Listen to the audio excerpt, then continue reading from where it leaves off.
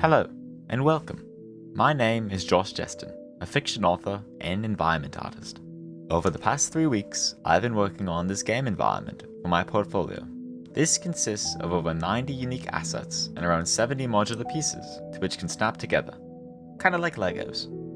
As this is a time-lapse video, I will describe briefly my workflow whilst my work is being shown.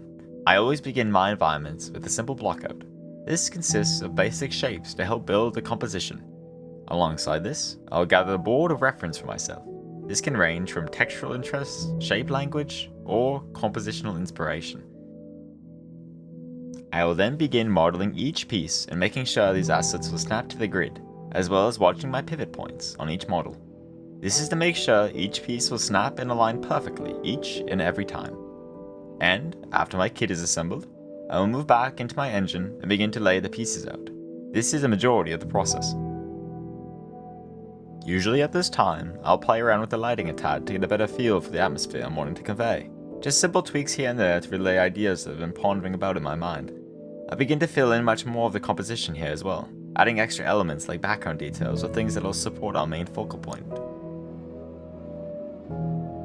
I always want to guide your eye through my environments to tell a story, a tale of what happened here. Why is this here? What does it mean? So there's never just one area of potential interest.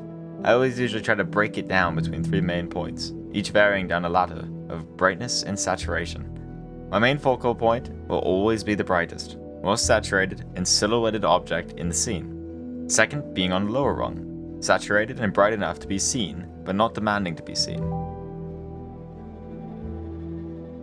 Once I add the pieces to my environment, I will move on to loose texturing and organization of my master material.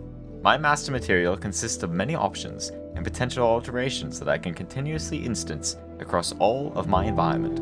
For repeating textures, I will usually use Quixel Megascans for things like repeating wood elements, stone, rock, etc.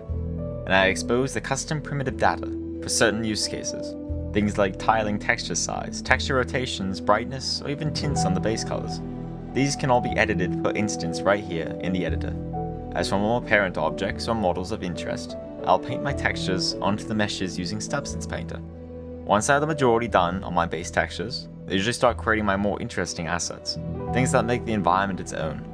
For a lot of my more organic pieces, I will sculpt these inside ZBrush. Once again, always beginning with a blockout before moving on to the grander details.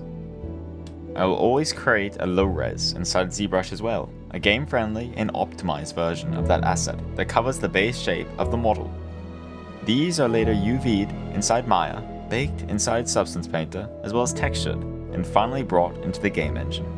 Once these were all completed, I moved on to polishing everything, lighting, textures, composition, colors, everything that needed some final refinements to elevate them. And that about covers this environment. Millis Docks.